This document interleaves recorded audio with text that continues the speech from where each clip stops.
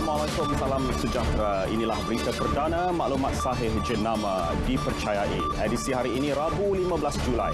Bersama saya Fahil Hidayat Ghazali. Dan saya Nurul Hidayah Nawai. Berikut paparan utama malam ini.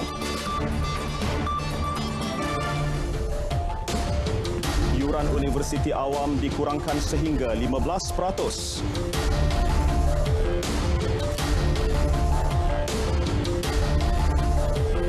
Pemandu mabuk berdepan hukuman penjara maksimum 20 tahun apabila draft pindaan akta lulus.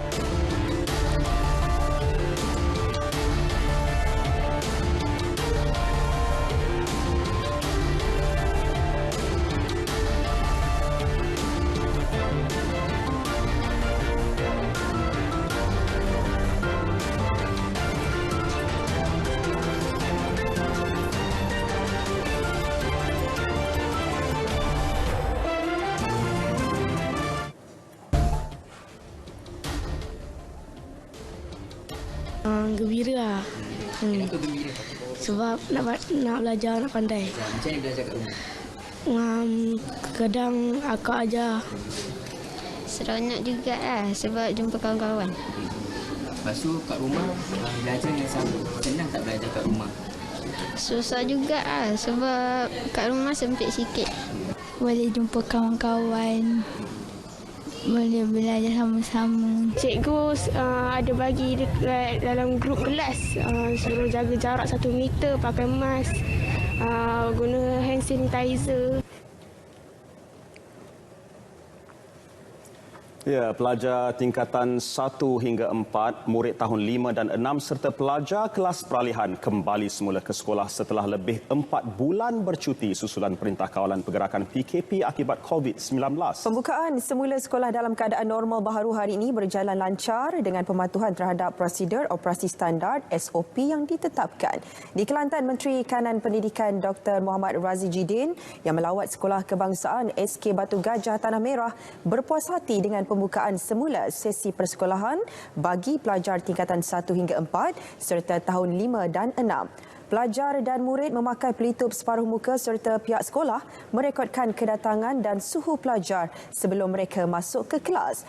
Ceria bertemu rakan, para pelajar mematuhi panduan guru dan mengikuti SOP termasuk mengamalkan jarak sosial walaupun agak kekok kerana terpaksa duduk berjauhan antara satu sama lain. Di Kelantan, 84,237 pelajar tingkatan 1 hingga 4 dan 56,478 murid tahun 5 dan 6 memulakan persekolahan hari ini. Sementara itu, Kementerian Pendidikan sedia berbincang dengan pelbagai pihak berkaitan SOP membabitkan penyelenggaraan bangunan di sekolah. Menurut Dr. Razi Jidin, tindakan itu diambil susulan kejadian membabitkan seorang guru lelaki, Rosli Abdul Aziz, 54 tahun yang maut semalam selepas terjatuh dari balkoni tingkat 1 bangunan sekolah. Kejadian berlaku ketika mangsa sedang melakukan persiapan akhir sebelum pembukaan semula sesi persekolahan. Dr. Razi berkata, Kementerian Pendidikan melihat kejadian yang berlaku sebagai satu pengajaran. Pihak kementerian akan terus memberi komitmen terbaik bukan sahaja kepada barisan guru dan pelajar, malah seluruh kaki tangan sekolah.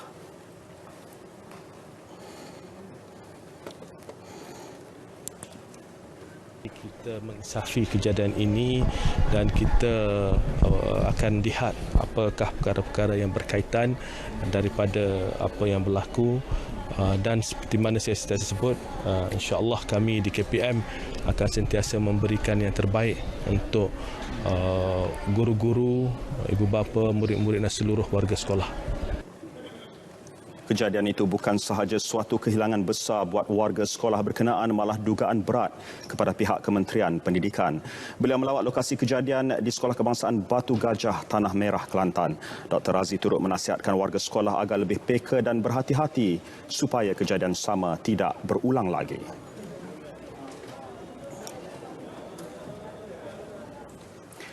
Kadar yuran asrama dan perkhidmatan Universiti Awam dikurangkan sehingga 15%. Menteri Pengajian Tinggi Datuk Dr. Noraini Ahmad berkata keputusan itu dicapai setelah rundingan dan perbincangan diadakan antara kementeriannya bersama Kementerian Kewangan.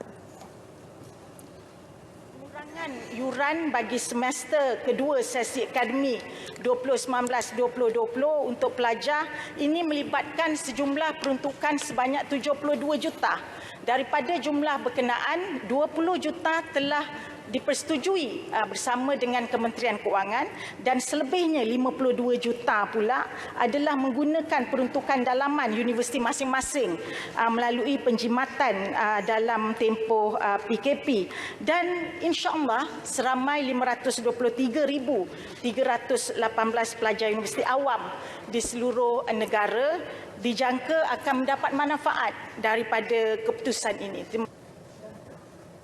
Jelasnya perkara itu diputuskan setelah mengambil kira keupayaan kewangan kerajaan dan universiti awam. Beliau menjawab pertanyaan Ahli Parlimen Hang Tuah Jaya, Datuk Seri Syamsul Iskandar.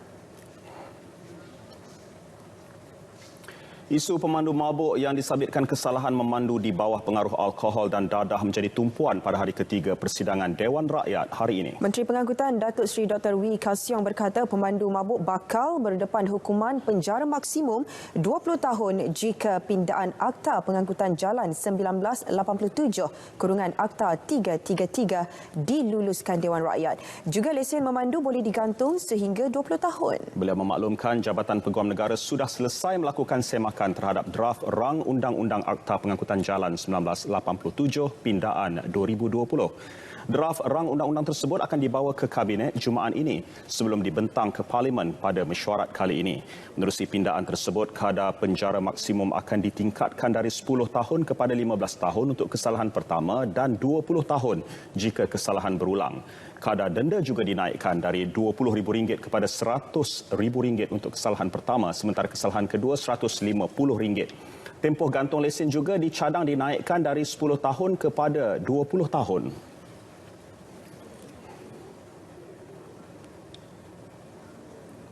Dengan cadangan mengenakan hukuman mati bagi kesalahan menyebabkan kematian akibat daripada memandu di bawah pengaruh alkohol, Kementerian Pengangkutan berpendapat kes melibatkan pemandu mabuk perlulah mengikut lunas undang-undang yang sedia ada.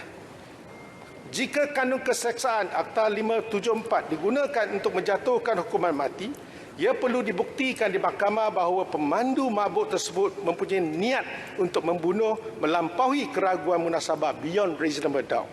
Memang kita geram, tetapi kita tidak boleh mengambil tindakan secara melulu supaya pemandu mabuk ini tidak terlepas daripada tindakan undang-undang yang sewajarnya. Had kandungan alkohol yang dibenarkan turut akan dipinda agar selari dengan ketetapan Pertubuhan Kesihatan Sedunia WHO. Beliau menjawab pertanyaan Ahli Parlimen Arau, Datuk Seri Dr. Syahidan Kasim. Lagi perkembangan persidangan Dewan Rakyat seketika nanti, kita ke laporan seterusnya. Menteri di Jabatan Perdana Menteri Hal Ehwal Agama, Datuk Dr. Zulkifli Muhammad Al-Bakri menyatakan komitmen untuk meneliti cadangan penubuhan Suruhanjaya Diraja RCI bagi menyiasat dakwaan salah laku oleh pengurusan Lembaga Tabung Haji terdahulu. Beliau menegaskan perkara itu selepas menerima memorandum mendesak penubuhan RCITH daripada Ketua Pemuda UMNO, Datuk Dr. Ashraf Wajdi Dasuki. Menurut Datuk Dr. Zulkifli, beliau akan meneliti perkara itu dengan penuh adil dan amanah. Pada sesi persidangan Dewan Rakyat, beberapa ahli parlimen turut mencadangkan perkara yang sama. Ini termasuk ahli parlimen Baling, Datuk Seri Abdul Aziz Abdul Rahim yang juga bekas pengurusi TH.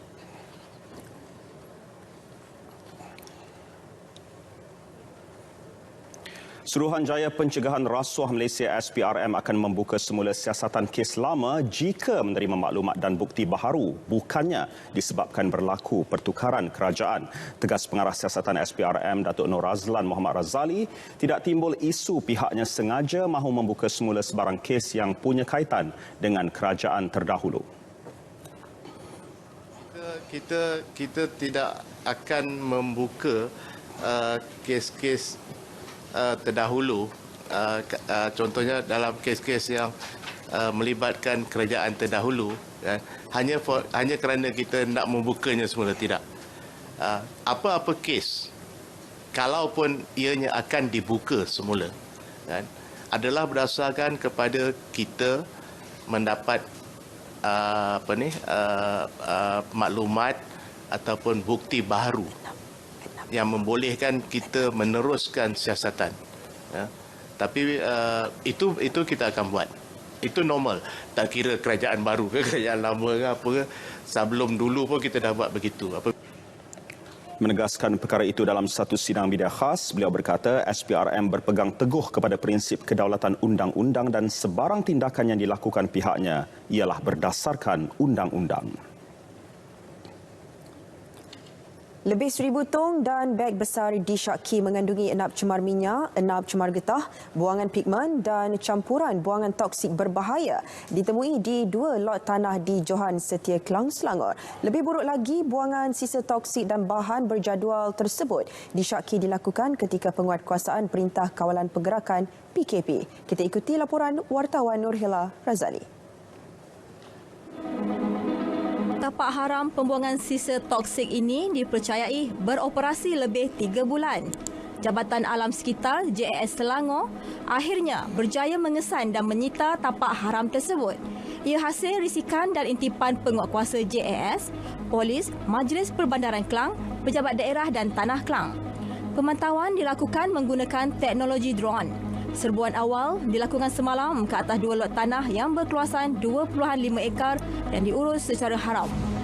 Menurut Menteri Alam Sekitar dan Air, Datuk Tuan Ibrahim Tuan Man, JAS akan mengumpul bahan bukti bagi menjejaki pihak bertanggungjawab untuk didakwa.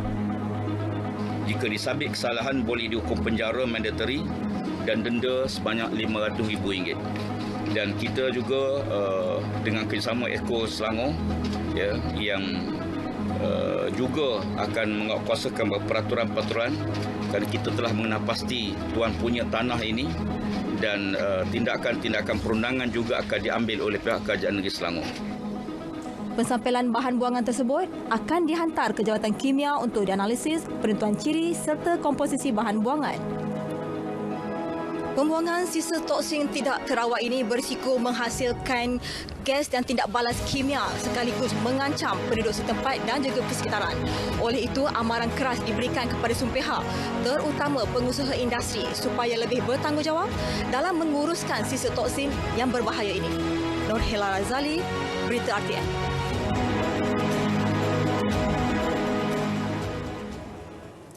Ahli Dewan Undangan Negeri Adun Slim River, Datuk Muhammad Kusairi Abdul Talib meninggal dunia di Bentong, Pahang petang tadi. Berita kematian Allahyarham yang juga Ketua UMNO bahagian Tanjung Malim itu dikongsikan menerusi laman media sosial pemimpin UMNO Negeri dan Pusat.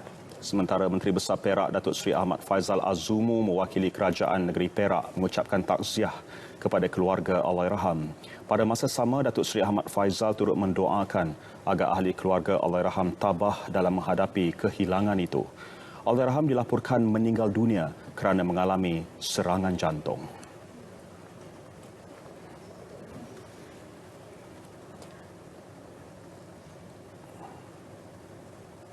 Sementara itu, Perdana Menteri Tan Sri Muhyiddin Yassin merakamkan ucapan takziah kepada keluarga Allahyarham Datuk Muhammad Kusairi.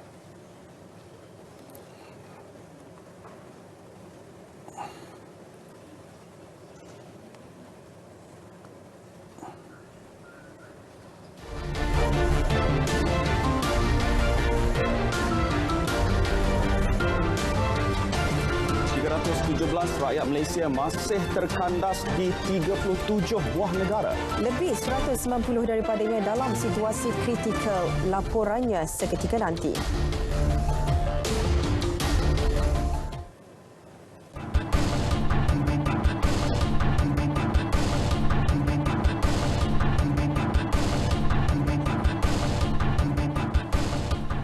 Laporan hari ketiga sidang Dewan Rakyat kali ini. 31 bilion ringgit bagi segmen pelancong antarabangsa dan lebih 13 bilion ringgit lagi untuk sektor domestik. Itu pecahan jumlah kerugian yang diunjurkan Kementerian Pelancongan Seni dan Budaya akibat krisis COVID-19 sehingga bulan lepas. Secara keseluruhannya, Malaysia mengalami kerugian sebanyak 45 bilion ringgit. Berdasarkan statistik MUTEK bagi tempoh Januari hingga Mac 2020, perbelanjaan pelancong antarabangsa merekodkan penurunan sebanyak 41.5% daripada 21.4 bilion ringgit pada 2019 kepada 12.5 bilion ringgit. Jumlah kerugian ini termasuklah kehilangan pekerjaan, punca pendapatan, ekoran aktiviti perniagaan yang tidak boleh dijalankan, pemotongan gaji serta pembatalan tempahan produk pelancongan serta hotel dan pakej pelancongan. Kerajaan akan terus menumpukan kepada usaha-usaha pemulihan industri pelancongan menerusi pelaksanaan Pelan Pemulihan Pelancongan dan Kebudayaan yang telah dirangka. Sementara itu, keputusan untuk melaksana Tahun Melawat Malaysia pada masa akan datang bergantung kepada keadaan semasa dunia. Ia turut mengambil kira tempoh masa yang wajar bagi persediaan pelaksanaan sebarang kempen dalam skala yang besar.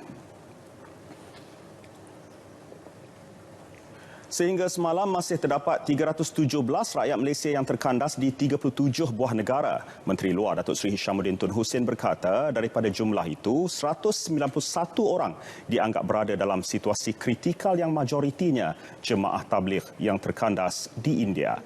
Jemaah tabligh itu ditahan atas tuduhan menyalahgunakan visa lawatan sosial bagi menjalankan aktiviti keagamaan.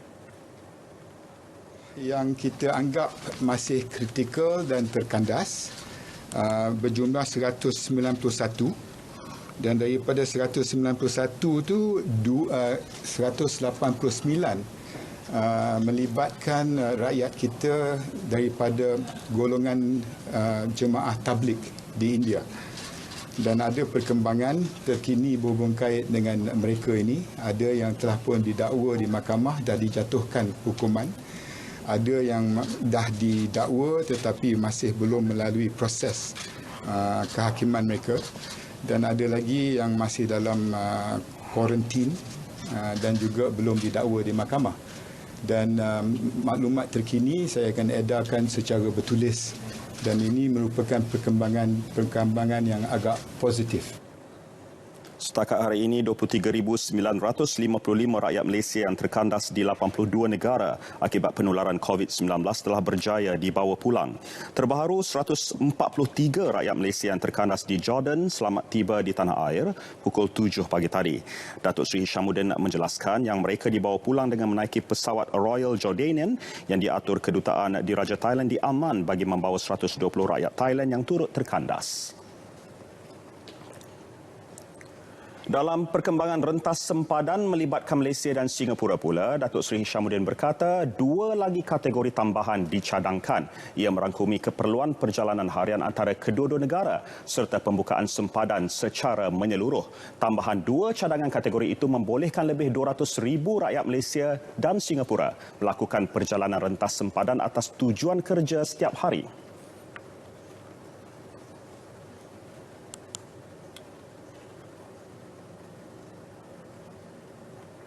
Jumlahnya agak besar, ratusan ribu, dan ia banyak bergantung kepada kemampuan kita untuk menguji COVID. Dan saya percaya bahawa kalau SOP kita untuk kategori pertama dan kedua ini berjalan dengan lancar, then it is positive for us to start negotiating on the third category of Malaysians and Singaporeans moving back and forth. And of course, the final category is the opening of our borders fully. So kita ada plan, kita ada perancangan supaya ianya berjalan dengan berperingkat-peringkat. Semalam dalam kenyataan bersama, Malaysia-Singapura mengumumkan sempadan dibuka secara bersyarat bermula 10 Ogos bagi 2 kategori utama.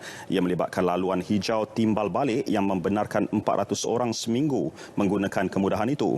Manakala kategori kedua ialah pengaturan ulang alik berkala PCA yang membenarkan rakyat Malaysia-Singapura menggunakan sempadan tambak Johor dan link kedua, namun dihadkan kepada 2,000 orang sahaja.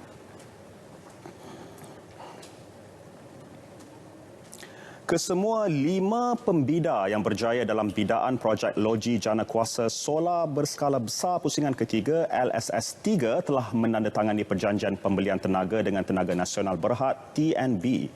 Jelas Menteri Tenaga dan Sumber Asli Datuk Dr. Syamsul Anwar Nasarah, kesemua pembida tersebut dijangka mencapai persetujuan daripada segi keuangan sebelum akhir tahun ini. Persetujuan dicapai walaupun syarikat-syarikat tersebut mengalami kelewatan pelaksanaan projek berikutan pelaksanaan Perintah Kawalan Pergerakan PKP. Penjanaan di bawah program LSS kekal, kompetitif dan rendah. Kerajaan telah meneruskan proses pindaan terbuka bagi penjanaan tenaga boleh baru TBB di bawah program LSS Mentari. Langkah ini adalah selaras dengan dasar perolehan tenaga elektrik kerajaan, iaitu mengikut prinsip least cost option dan pastikan industri TBB negara bersaing secara sihat. Beliau menjawab soalan Wakil Bakri Yo Bee Yin. Menjawab soalan tambahan Ahli Parlimen Jempol, Datuk Salim Sharif, Datuk Dr. Syamsul memaklumkan Dewan yang syarikat tempatan diberi peluang untuk terlibat dalam bidaan. Ia sebagai usaha merancangkan semula perkembangan industri tenaga selepas terjejas akibat COVID-19.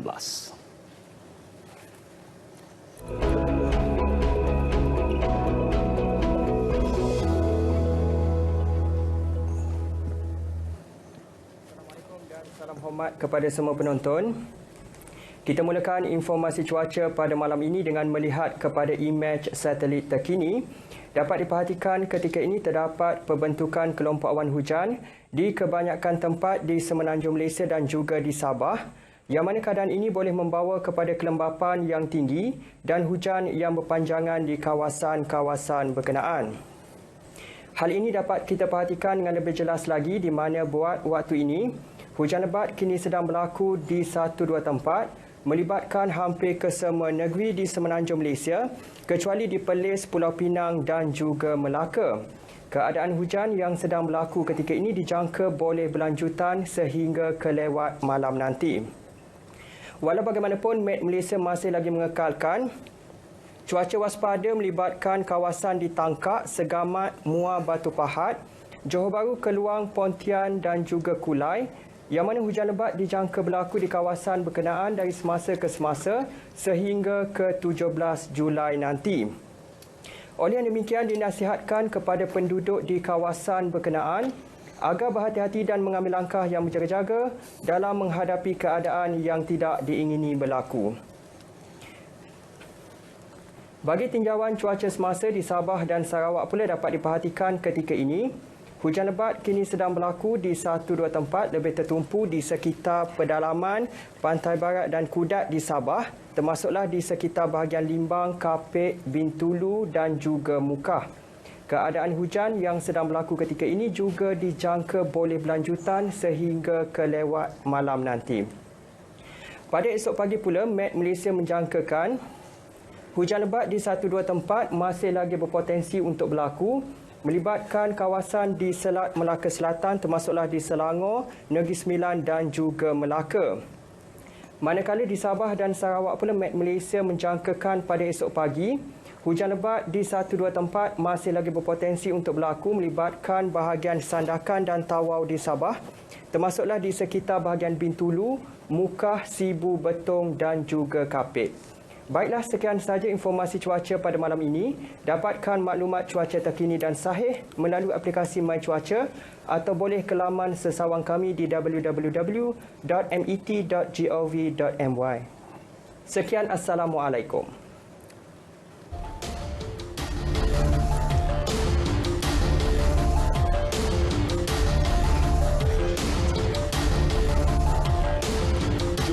Penghuni yang ramai di pusat pemindahan sementara PPS dikuatiri menyebabkan situasi sesak dan boleh membawa risiko penularan jangkitan COVID-19.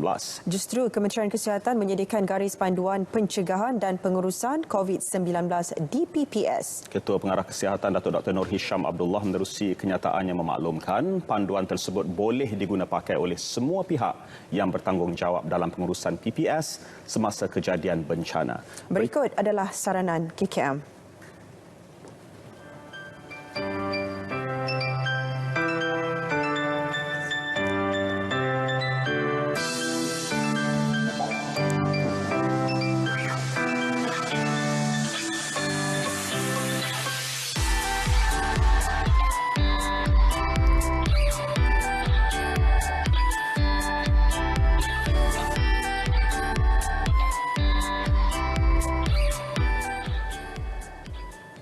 Penurunan kes aktif dan jangkitan baharu COVID-19 tidak seharusnya menjadi tiket untuk masyarakat ambil ringan terhadap penularannya.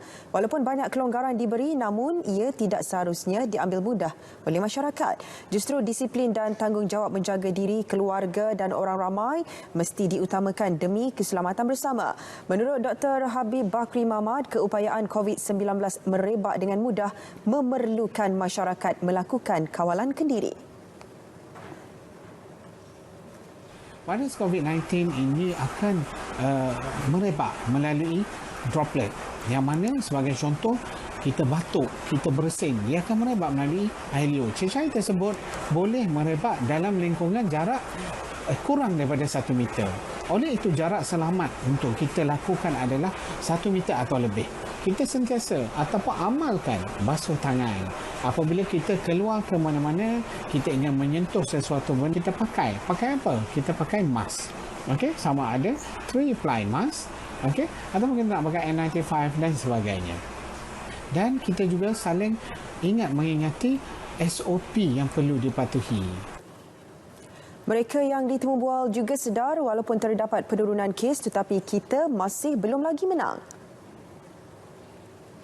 Usaha saya menangani COVID-19 ini, saya cuba elakkan diri dari bersalaman dan bersentuhan dengan orang lain di tempat awam. Saya juga telah memuat turun aplikasi MySejahtera untuk check-in di tempat yang saya lawati. Sebagai bapa, saya sentiasa menasihati anak-anak supaya mengamalkan kebersihan diri, sentiasa membasuh tangan apabila mereka keluar balik ke rumah dan juga menggunakan hand sanitizer. Dan seterusnya, sebagai ibu bapa, kita juga perlu memantau anak-anak kita ketika mereka beriadah di tempat awam. Teruskan kekal amalkan 3W, iaitu wash, wear and worn. Dan kita elakkan 3S, iaitu berada di tempat yang sesak, tempat yang sempit, dan kita jangan bersembang pada jarak yang dekat. Akhir sekali, kita patuhilah SOP. Iktibar seharusnya diambil daripada beberapa negara yang mencatatkan peningkatan kes serta kembali menjalani perintah larangan pergerakan akibat daripada sikap sambil lewa dan pengabaian kawalan kendiri. 52 individu ditahan semalam atas kesalahan ingkar arahan perintah kawalan pergerakan. Daripada jumlah itu, seramai 11 orang individu direman dan seorang lagi dijamin, manakala 40 individu dikenakan kompaun. Menerusi kenyataan media, Menteri Kanan Keselamatan Datuk Seri Ismail Sabri Yaakob, sebanyak 64,414 pemeriksaan dibuat polis Diraja Malaysia PDRM semalam. Ia melibatkan 2,877 pasukan pematuhan bagi memantau dan menguatkuasa pematuhan prosedur operasi standard SOP. Selain pasaraya, restoran, penjaja, kilang, bank dan pejabat kerajaan, pemantauan turut melibatkan terminal pengangkutan darat, air dan udara.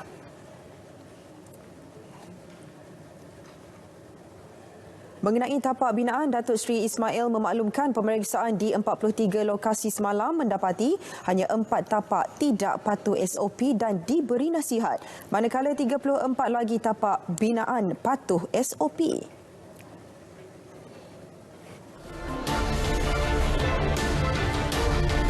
Wang RM6.5 juta diterima Datin Sri Rosmah didakwa tanda terima kasih penerimaan projek solar hybrid sekolah di Sarawak. Paparannya seketika nanti.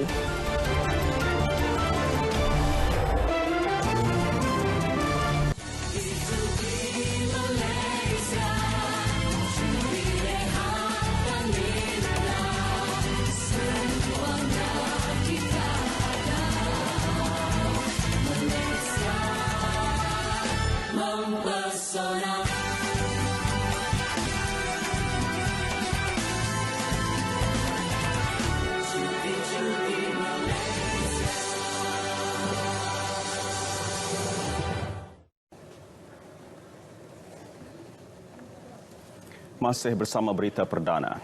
Perbicaraan kes rasuah Datin Sri Rosmah Mansor berhubung projek solar hybrid. Mahkamah Tinggi diberitahu Datin Sri Rosmah menerima RM6.5 juta bagi projek solar hybrid untuk 369 sekolah luar bandar dan pedalaman di Sarawak yang dipohon syarikat Jupak Holding Sdn Bhd. Perkara itu didedahkan saksi pendakwaan ke-16 Ryan Razwil Abdullah, pengarah Nanocorp Teknologi Sdn Bhd iaitu rakan perniagaan pengarah urusan Jepah Holdings Saidi Abang Samsudin. Dalam penyataan saksinya berkata, Saidi telah menyerahkan wang tunai RM5 juta kepada Datin Sri Rosmah melalui Datuk Rizal Mansor pada Disember 2016. Manakala pembayaran kali kedua pada 7 September 2017 ketika Ryan dan Saidi pergi ke rumah Datin Sri Rosmah di Jalan Langgak Duta dan melihat pemandu Saidi bernama Syamsul meletakkan 2 beg galas berwarna hitam mengandungi wang tunai berjumlah RM1.5 juta di tepi sofa ruang tamu Datin Sri Rosmah. Katanya wang tersebut sebagai sumbangan tanda terima kasih kepada Datin Sri Rosmah kerana telah banyak membantu Jepah Holdings mendapatkan surat setuju terima bagi projek solar hybrid daripada Kementerian Pendidikan. Dalam perjumpaan itu, Datin Sri Rosmah sekadar mengangguk tanda setuju dan tidak kelihatan terkejut dengan pemberian wang tersebut. Katanya lagi, sehingga kini projek hybrid solar tidak dilaksanakan oleh Jepah Holdings walaupun pembayaran awal telah diterima daripada Kerajaan Malaysia untuk penyelenggaraan genset diesel dan projek solar hybrid. Saksi turut mendedahkan satu rakaman video yang sempat dirakam di ruang tamu kediaman Datin Sri Rosmah Mansor serta 5 keping gambar tempat beg berisi wang tersebut diletakkan pada 7 September 2017. Perbicaraan bersambung esok. Dua individu dicari Suruhanjaya Pencegahan Rasuah Malaysia SPRM Johor bagi membantu siasatan melibatkan kes tuntutan palsu. Individu terbabit ialah Muhammad Aminullah Hashim, 36 tahun. Alamat terakhirnya nombor 45 Taman Desa Murni 06000 Jitra Kedah dan nombor 21 Taman Suria Berjaya 05400 Alor Star Kedah. Dan Muhammad Azmi Abdul Manan, 28 tahun, beralamat di nombor 110 Batu 8 Solok Pengkalan Lanjut 76400 Melaka dan 8668 Jalan Bukit Rambai Batang 3 Melaka. Orang ramai yang mengenali atau punya maklumat berhubung kedua-dua lelaki tersebut diminta menghubungi SPRM.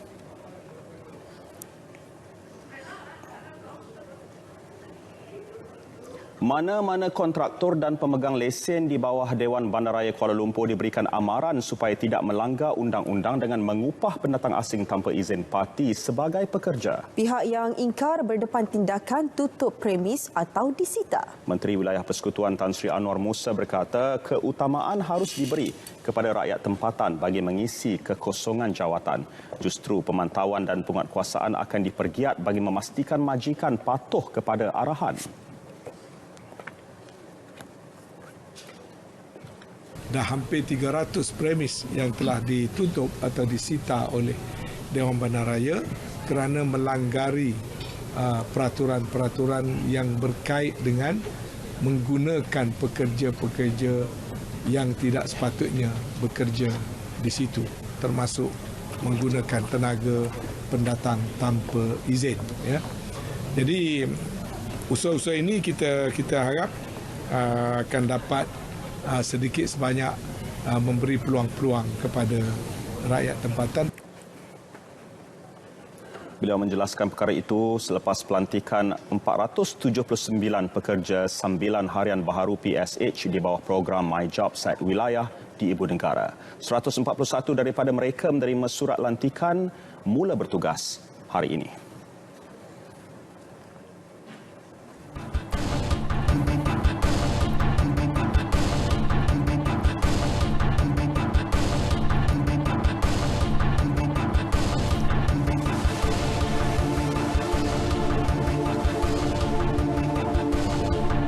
Kita ke perkembangan ekonomi. Anak syarikat pelaburan Mara PNB Investment Berhad mengekalkan sasaran untuk mencapai jumlah aset di bawah pengurusan AUM mencecah RM2 bilion menjelang 2020.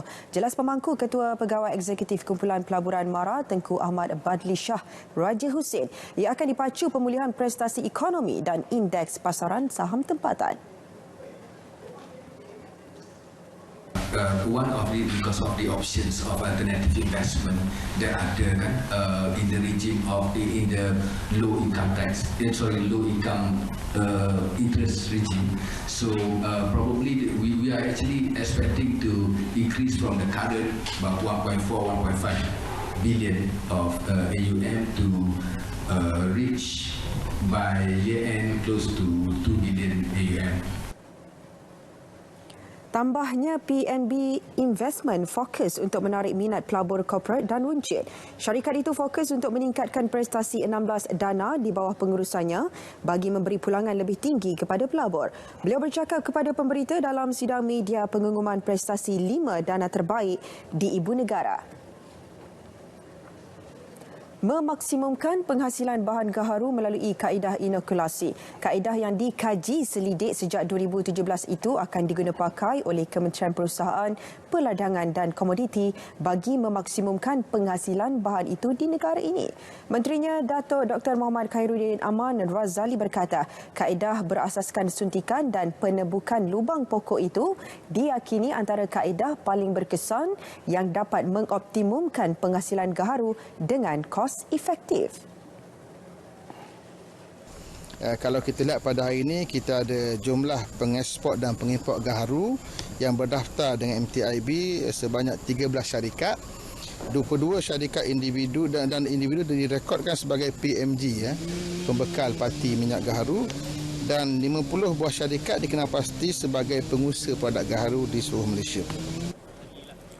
Beliau mengadakan lawatan kerja ke ladang karas di Empangan Jus Jasin. Bagi memudahkan proses pengecaman dan penghasilan gaharu, individu dan syarikat berkaitan diminta berdaftar dengan Lembaga Perindustrian Kayu Malaysia MTIB. Untuk kita bawa kepada publik kerana kita tahu ramai yang menanam. Walaupun begitu, kita lihat yang berdaftar dengan MTIB hanya 2.3 juta pokok saja. Saya dimaklumkan oleh persatuan berkaitan bahawa dijangka kita ada sekitar 10 juta pokok yang ditanam. Jadi pada pengusaha telah menanam, diharap mereka segera berdaftar dengan MTIB sebab tanpa pendaftaran mereka tak ada surat beranak bagi pokok. Kita penting surat beranak itu untuk kita menentukan nanti untuk dipotong kemudian diambil hasil. Institut Keusahawanan Negara INSKEN memperkenal program usahawan vertigasi bagi menggalakkan lebih ramai usahawan belia menceburi bidang pertanian. 150 peserta dari seluruh negara akan menerima bimbingan intensif selama setahun bermula September ini. Jelas Ketua Pegawai Eksekutif INSKEN Muhammad Firdaus Azharuddin, peserta juga akan ditawarkan bantuan dari segi peralatan untuk memulakan pertanian serta bantuan pembiayaan. Matlamat program berkenaan untuk meningkatkan nilai jualan peserta sekurang-kurangnya 50% selain mencipta peluang pekerjaan baharu. Kita dapati ada petani yang menjual kepada orang tengah dan orang tengah menawarkan harga yang sangat rendah. Jadi masa kita menjalankan program ini, kita akan cari seberapa banyak yang boleh. Kalau boleh, bila kita start tanam cili itu, kita dah ada market di mana ada orang nak beli cili itu dan pada harga yang sebaik mungkin. Beliau menjelaskan perusahaan tani berpotensi menjana keuntungan besar sekiranya para usahawan pandai mencari peluang. Jadi dari pendekatan yang sebegini, saya mengharapkan usahawan-usahawan tani yang memulakan perniagaan mereka menanam dan mengusahakan ini akan dapat merasakan keseronokan yang sebenarnya. Tidak mencuba lepas tu merasai kegagalan, lepas tu tak buat lagi. Padahal pada pendapat kami ini adalah satu perusahaan yang sangat menguntungkan. Ambil contoh waktu PKP ini, produk tani lah produk yang paling yang masih bergerak, yang masih dibeli oleh semua orang. Ya. Program itu juga fokus dalam menarik peserta daripada golongan berpendapatan rendah, orang kelainan upaya dan golongan wanita.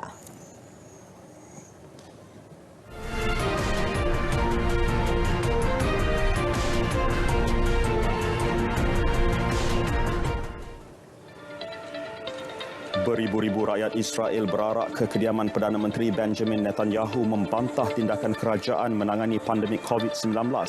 Mereka mendesak beliau meletakkan jawatan kerana didakwa gagal mengawal penyakit itu daripada merebak. Netanyahu turut dikritik kerana didakwa terlibat dengan rasuah dan penyalahgunaan kuasa dan kesnya akan didengar pada 19 Julai ini. 1,400 kes baru COVID-19 dicatat dalam tempoh 24 jam lalu.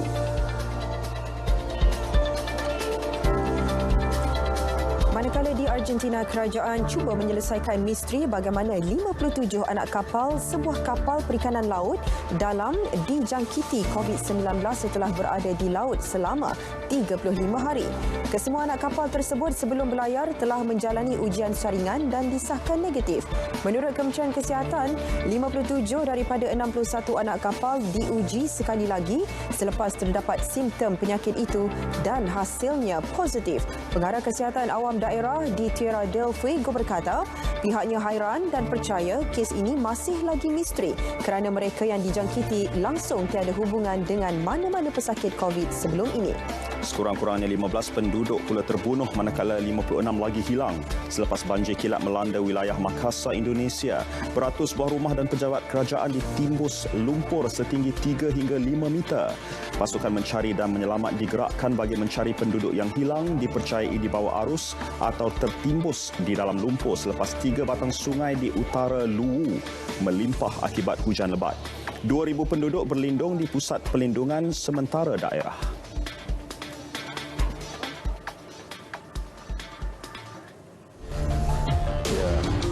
Sudah lama COVID-19 melanda, ramai yang merindui aksi Harimau Melaya. Ya, pastinya. Katanya ada perkembangan skuad Harimau Melaya nak dikongsikan bersama dengan rakan kita Fazli Ibrahim. Silakan Fazli.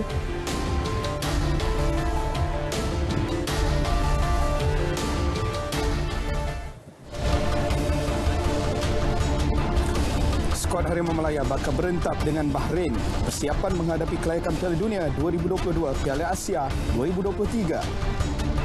Kejohanan rugby dalam negara dibatalkan sehingga akhir tahun ini.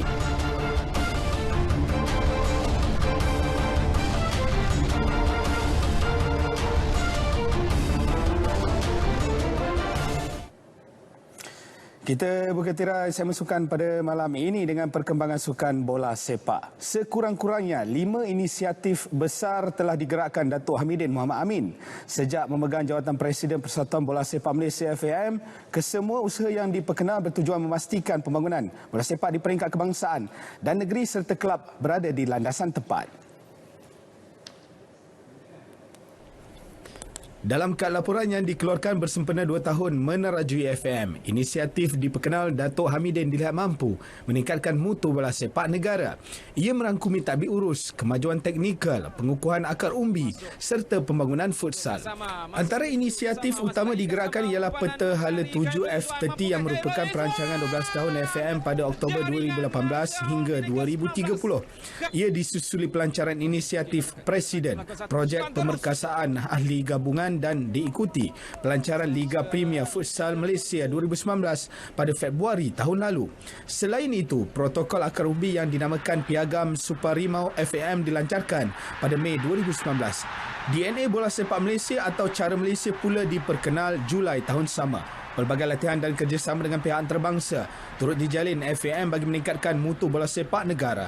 Melalui perjanjian terlibat, FAM juga secara rasmi menjadikan Stadium Nasional Bukit Jalil sebagai gelanggang rasmi Harimau Melaya. Di bawah teraju Datuk Hamidin, badan induk itu menerima pelbagai pengiktirafan, antaranya anugerah inspirasi dan pembangunan oleh Konfederasi Bola Sepak Asia.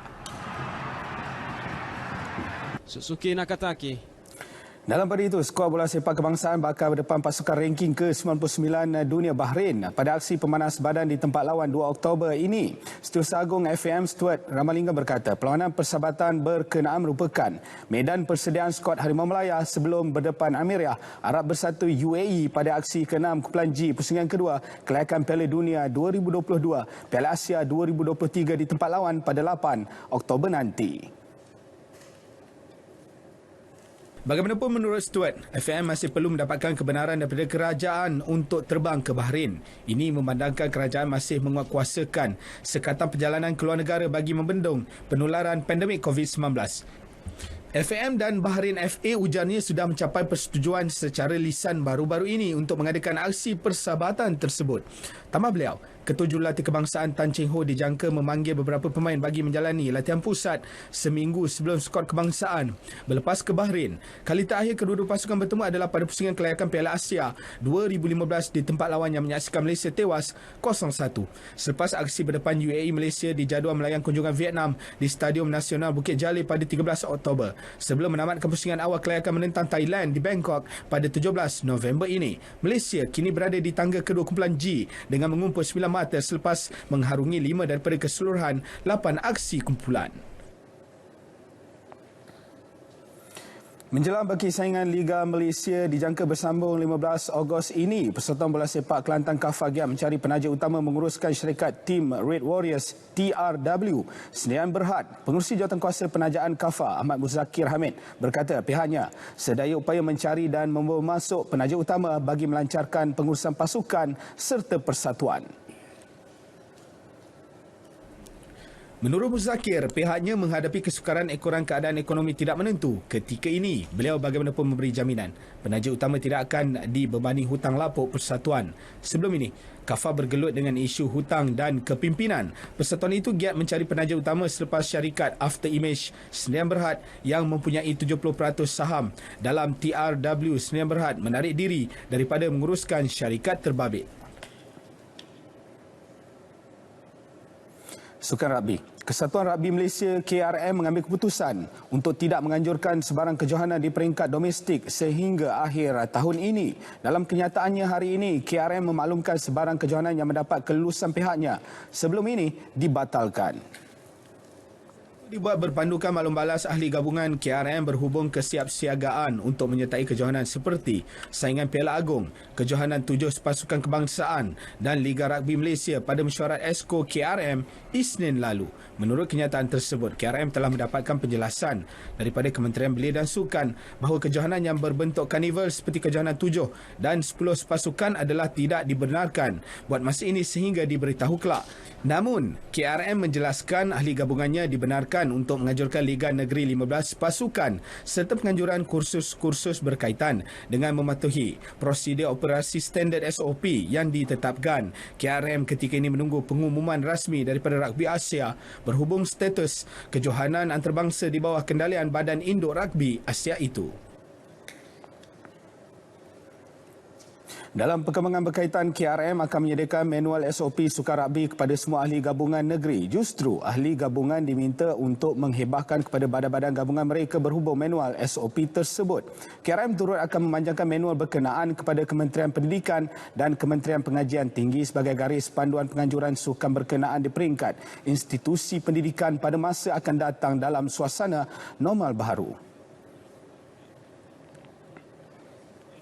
Berita sukan berikutnya. Atlet Karate Do negara R. Sharmendran sanggup mengambil risiko dengan menunda pembedahan lutut untuk mempersiap dirinya bagi menghadapi Sukan Olimpik 2020 Tokyo yang akan berlangsung Jun tahun depan. Ini kerana edisi tersebut merupakan peluang pertama dan mungkin terakhir baginya beraksi di pentas tertinggi tamasya sukan berkenaan. Keputusan itu juga dibuat selepas penganjur Olimpik 2024 di Paris memutuskan untuk menggugurkan acara berkenaan. I don't prefer to go surgery or whatever for now. Even though it's pain, last push, I can do it after the qualification. For all the karatekas, it's very important. It might be first and last. In Paris, we don't have Olympics. So it might be my last competition. Never know. So we'll see how things goes. Sharmendran yang mengalami kecederaan pada Disember 2018 mengambil masa 4 bulan untuk pulih. Namun beliau berjaya memungut pingat emas dalam Tamasya Sukan SEA 2019 di Manila walaupun masih dalam fasa pemulihan. Atlet berusia 28 tahun itu kini telah memulakan latihan pada awal bulan lalu di bawah program Road to Tokyo RTT selepas lebih 2 bulan berehat berikutan pelaksanaan Perintah Kawalan Pergerakan PKP. Justru dia berharap dapat menggunakan masa yang ada untuk berlatih lebih gigih bagi merebut salah satu daripada 3 tiket ke Tokyo menerusi aksi kelayakan selain peluang menerusi kedudukan ranking atau pencapaian peringkat benua. Untuk itu, Sharmendran berharap mendapat rakan pelatih setara dengan ketika ini dia berlatih dengan barisan atlet pelapis.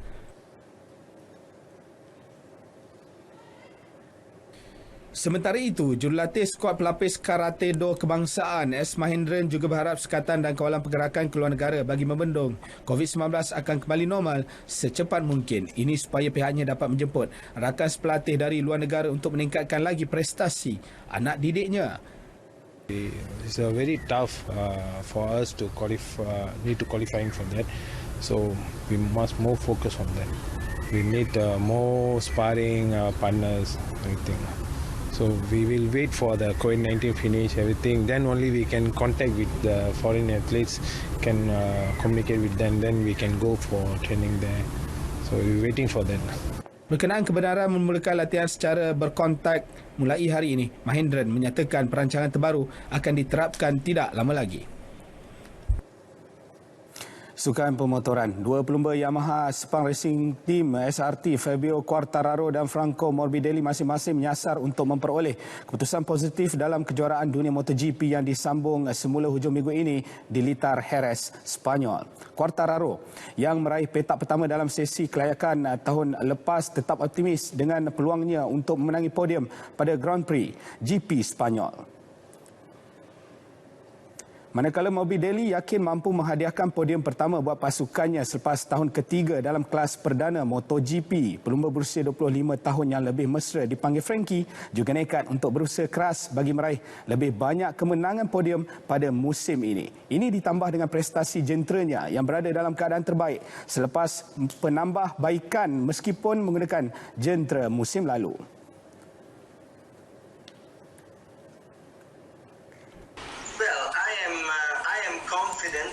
That I will fight for that. I will fight to get a podium. I will fight to get as many podium as I can in 1 year.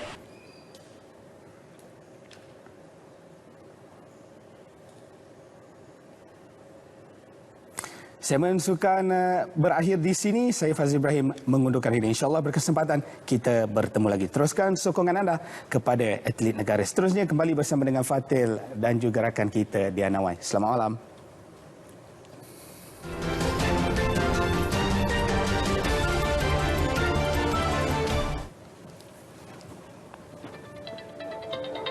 Itulah sebuah video menampilkan aksi bahaya seorang bapa yang sanggup meletakkan anak kecilnya pada kedudukan seperti tergantung di tebing curam. Perbuatannya itu semata-mata demi mendapatkan posisi gambar yang cantik. Kejadian dilaporkan berlaku di jalan berbukit di Hongjing Road, Fangshan yang merupakan lokasi tumpuan pelancong di Beijing, China. Hanya dalam tempoh 24 jam, video ini mendapat lebih 13 juta tontonan. Spesies jerung mampu berjalan ditemui di perairan utara Australia. Spesies bersaiz lebih kecil itu cenderung tinggal di kawasan terpencil. Jerung ini didapati berjalan di dasar laut menggunakan sirip yang bertindak seperti kaki. Sebuah masjid berwarna merah jambu di selatan Filipina pula menjadi perhatian warga maya. Masjid yang diberi nama Masjid di Malcolm itu sempena nama Datuk Bandar kawasan itu, Samsudin di Malcolm. Menurut beliau, pilihan warna lembut merah jambu ini pada struktur dan kawasan sekelilingnya melambangkan kedamaian. Malah pengunjung atau murid yang belajar mengaji di situ perlu mengenakan pakaian warna yang sama.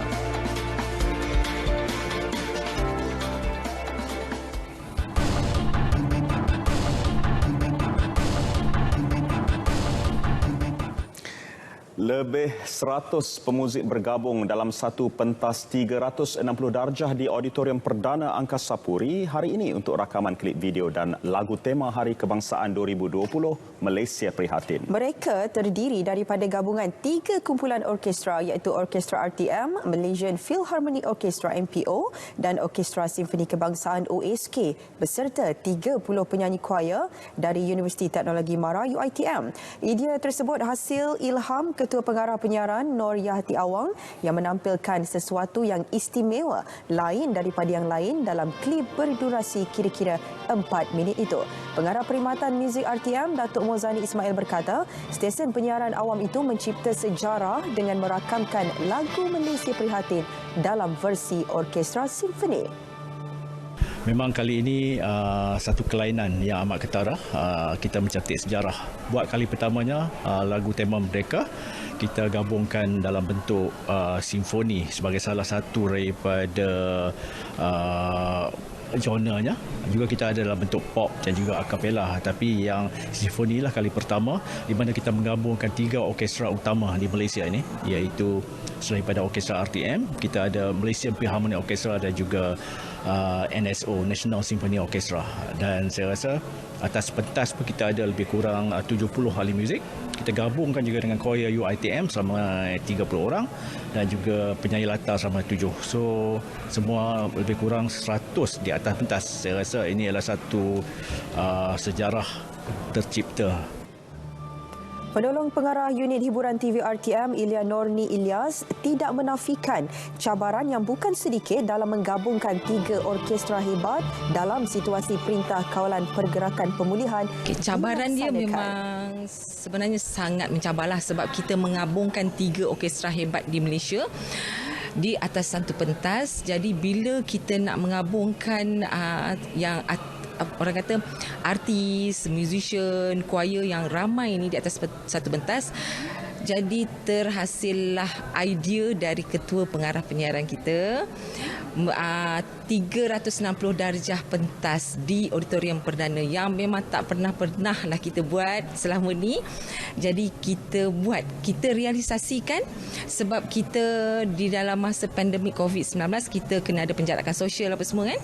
Jadi sebab tu kita mencipta orang kata pentas 360 darjah. Jadi berbagai-bagai cabaran lah dari segi pembinaan pentas tu sehinggalah kita punya rehearsal, sehinggalah terhasilnya hari ini. Maka nanti tengoklah dekat TV lagu tema Hari Kebangsaan Malaysia Prihatin. Profesor Madya Dr. Masahi Kishimoto yang memimpin kumpulan choir UiTM teruja terlibat secara langsung dalam program penuh bersejarah ini. This is a huge honor for us, and then in this situation it's very difficult to practice, but then we got the score from Dato, and then we practice each other, and then we practice online, and then we became together, and then we perform right now in front of everyone, which is brilliant, and we are so happy about that. Lagu ciptaan dan gubahan sepenuhnya oleh Datuk Mohzani Ismail turut menerima sentuhan lirik oleh Elsul Ahmad dan dinyanyikan penyanyi terkenal Ernie Zakri. Ya, apapun syabas kita ucapkan kepada orkestra RTM, MPO dan OSK, juga tak lupa choir UiTM kerana menjayakan rakaman lagu tema Hari Kebangsaan iaitu Malaysia Prihatin yang menutup paparan berita perdana edisi 15 Julai. Pastikan anda terus kekal bersama semua buletin kami di saluran berita RTM. Tentunya maklumat sahih jenama yang dipercayai, juga kita bersama mencegah COVID-19. Lindungi keluarga anda dengan sentiasa memantau status kesihatan diri dan juga keluarga. Assalamualaikum. Salam sejahtera.